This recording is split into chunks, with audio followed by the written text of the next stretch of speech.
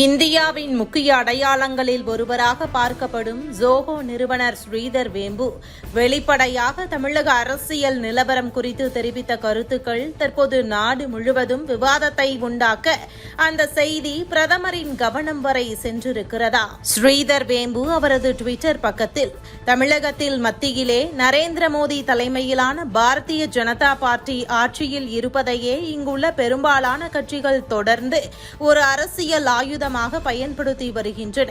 திராவிட முன்னேற்ற கழகம் கட்சியின் முக்கிய அரசியல் புத்தி பல நேரங்களில் மோடியை தாக்குவது என்ற ஒரே கோட்டில்தான் இருந்தது. எடப்பாடி கே பழனிசாமி தலைமையிலான அனைத்திந்திய திராவிட முன்னேற்ற கழகம் கூட காங்கிரஸ் அவர்களுடன் சேர்ந்திருந்தால் இதே அரசியலைத்தான் செய்திருக்கும்.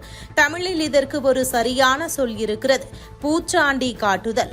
சின்ன வயதில் என் பாட்டி குளம் அருகே இருக்கும் அந்த மரத்துக்கு போகாதே, அங்கே பேய் இருக்கிறது என்று சொல்லி என்னை குளத்தில் இறங்க விடாமல் தடுத்தது போல தமிழக அரசியலில் பலர் நரேந்திர மோடியை ஒரு பூச்சாண்டி போல காட்டி மக்களிடம் பயத்தை உருவாக்க முயற்சி செய்கிறார்கள்.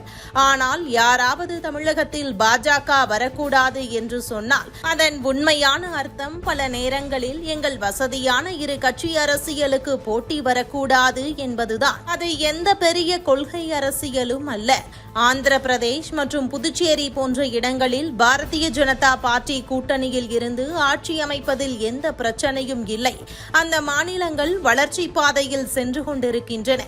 ஆனால் தமிழகம் மட்டும் வேறு என்று கூறப்படுகிறது. இந்த வேறுபாடு என்னவென்றால் பாரதிய ஜனதா கட்சி இங்கு வளரக்கூடாது என்று வெளிப்படையாகவோ மறைமுகமாகவோ நினைக்கும் அதே கட்சிகளுடன் கூட்டணி வைத்ததே. இனி செல்ல வேண்டிய பாதை என்ன? நல்ல இளைஞர் மனப்பான்மை கொண்ட நீண்டகால போராட்ட மனநிலை உள்ள தலைமை உருவாக வேண்டும். அடிப்படை மட்டத்திலிருந்து கட்சியை கட்டமைக்க வேண்டும். இந்த பூச்சாண்டி அரசியலை முழுமையாக புறக்கணிக்க வேண்டும். தமிழகம் வேறு என்று கூறும் அரசியல் கதைகளை நம்ப வேண்டாம். தமிழகம் என்பது இந்தியாவின் ஒரு அங்கம் மட்டுமல்ல, அது இந்தியாவின் பெருமை மிக்க பகுதி. அதை வேறுபட்ட அடையாள அரசியலால் பிரிக்க முயலும் எண்ணங்களை அரசியல் ரீதியாக எதிர்கொள்ள வேண்டும். அண்ணாமலை நல்ல முன்னேற்றத்தை உருவாக்கி கொண்டிருந்தார்.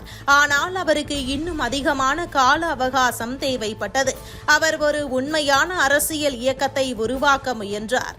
இளைஞர்களை அரசியலுக்கு வர அழைத்தார். அவருக்கு மக்களிடையே பெரிய அளவில் ஈடுபாடும் இருந்தது. நானும் இப்படிப்பட்ட ஒரு அமைப்பை பூஜ்ஜியத்திலிருந்து உருவாக்கும் பணியில் ஈடுபட விரும்பியிருப்பேன். எனக்கு அப்படிப்பட்ட வேலை மிகவும் பிடிக்கும். ஆனால் தற்போது நான் முழுமையான தொழில்நுட்ப துறையில் ஈடுபட்டிருக்கிறேன். இந்தியாவிற்கு டீப் டெக் துறையிலும் வளர்ச்சி அவசியம். அதனால் இந்த வாழ்க்கையில் நேரடி அரசியலுக்கு வர வாய்ப்பு இல்லை. ஆனால் என் அரசியல் கருத்துக்களை வெளிப்படுத்துவது என் ஜனநாயக உரிமை. அதை நான் தொடர்ந்து செய்வேன். அதே நேரத்தில் நான் நேரடி அரசியலில் ஈடுபட மாட்டேன். ஒரு வேண்டுகோள் மட்டும், கல்வி அறிவு பெற்ற அனைவரும் அரசியல் விவாதங்களில் பங்கேற்க வேண்டும். தங்களது கருத்துக்களை வெளிப்படுத்த வேண்டும். ஆனால் அது எப்போதும் மரியாதையுடனும் நாகரீகத்துடனும் இருக்க வேண்டும் என குறிப்பிட்டிருக்கிறார். ஸ்ரீதர் வேம்புவின் கருத்திற்கு பலரும் தற்போது ஆதரவு தெரிவித்து வருவதும் குறிப்பிடத்தக்கது. விரைவில் அண்ணாமலை தமிழக பாஜகவின் தலைமை பொறுப்பிற்கு வர வேண்டும் என பலரும் குறிப்பிட்டு வருகின்றனர்.